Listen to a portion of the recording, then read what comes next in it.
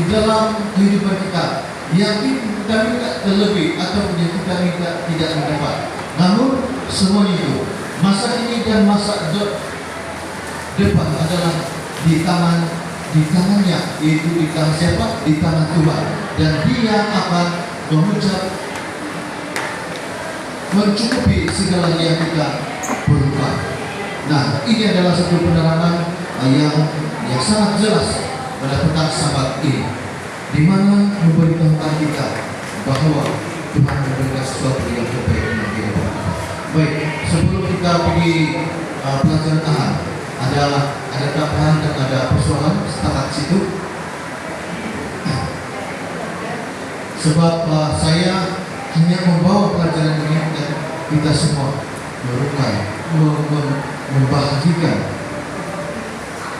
apa sebenarnya yang disampaikan dalam pelajaran ini. Baik, kemudian kita akan teruskan, kita simpan dulu, nanti di akhir sekali kita akan bertanya. Teladan hidup. Teladan hidup. Apa ini sebenarnya? Apa maksud teladan hidup ini? Teladan hidup. Teladan. Yang kau kira teladan hidup kita beri kepada Tuhan. Kita punya teladan hidup seperti Tuhan. Tuhan melakukan dan kita lihat Tuhan dan kita juga melakukan seperti Tuhan. Jadi kita jadikan teladan hidup itu seperti Tuhan. Namun dalam pelajaran ini, di dalam pelajaran Paulus ada dua topik tentang teladan ini, benar dan baik. Karena kita diperintahkan untuk berdoa dengan ucap syukur. Kita sentiasa kalau kita melihat keadaan itu, kita juga seharusnya berdoa kepada Tuhan. Karena kita akan perlu melihat bahwa Tuhan telah melihat dan menjawab doa kita dalam kehidupan kita. Doa-doa kita tetap merupakan permohonan, tetapi kita dapat yakin bahwa permohonan kita telah diterima selama kita menaatinya sesuai dengan kehendaknya. Dalam Yohanes 1 Yohanes 5 ayat 14. Ini adalah kehidupan kita. Kita harus lakukan dalam kehidupan kita kalau kita berada dalam segala kesulitan.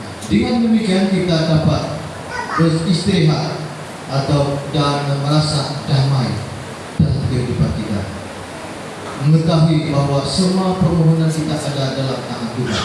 Nah, apabila kita mengucap syukur pada saat itu, kita merasa damai sejahtera.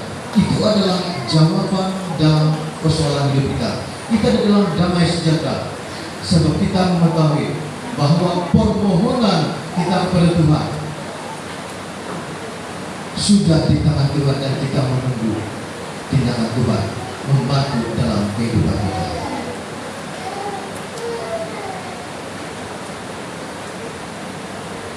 Damai sejahtera dari Allah adalah sesuatu yang tidak pernah boleh diberikan oleh dunia, karena dalam damai itu berasal dari keyakinan bahwa kita memiliki anugerah hidup kekal melalui Yesus Juru Selamat kita.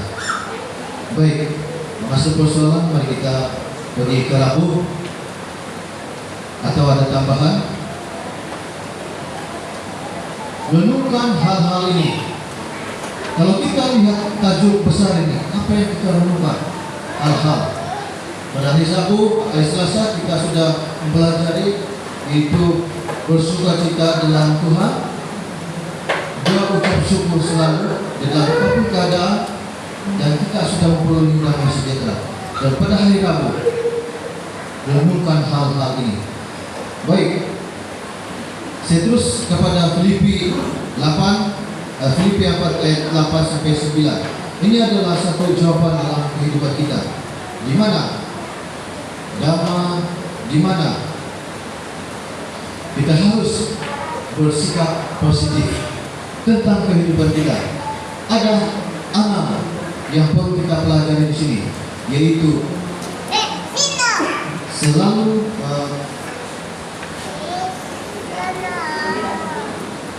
dalam kita baca dalam Filipi 4 ayat 8 dan 9. Jadi akhirnya saudara-saudara, semua yang benar, yang pertama yang benar, apa yang benar itu yang kita harus lakukan?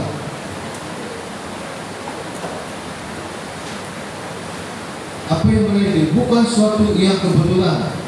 Senarai ini dimulaikan dengan nilai kebaikan utama Alkitab, yaitu kebenaran yang sering ditekankan oleh Yesus. Apakah kebenaran yang sering ditekankan oleh Yesus?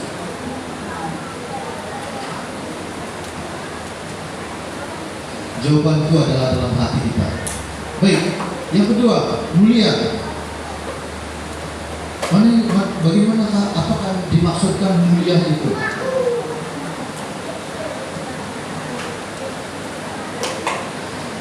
Kalau kita baca di sini yang perkataan Yunani ini merujuk pada kebaikan pribadi. Itu mulia adalah kebaikan pribadi. Senantiasa memberikan kebaikan kepada orang.